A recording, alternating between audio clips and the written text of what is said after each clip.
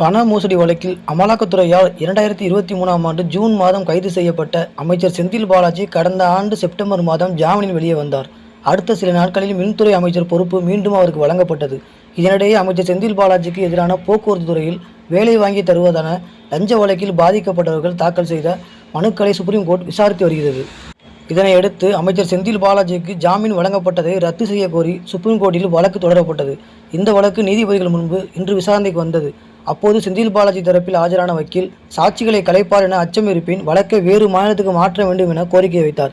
இதை நீதிபதிகள் நிராகரித்து செந்தில் பாலாஜிக்கு ஜாமீன் வழங்கிய போது அமைச்சராக பதவி ஏற்க அனுமதி தரவில்லை, மேலும் மெரிட் அடிப்படையில் ஜாமீன் வழங்கவில்லை எனவும் அரசியல் சாசன பிரிவு 21 மீறிய காரணத்தால் ஜாமீன் வழங்கப்பட்டது எனவும் தெரிவித்தனர். எனவே செந்தில் பாலாஜிக்கு ஜாமீன் வேண்டுமா அல்லது அமைச்சர் பதவி வேண்டுமா என்பதை வரும் திங்கட்கிழமை 28ஆம் தேதி தெரிவிக்க அவகாசம் அளித்து வழக்கு விசாரணையை நீதிபதிகள் தள்ளி வைத்துள்ளனர்.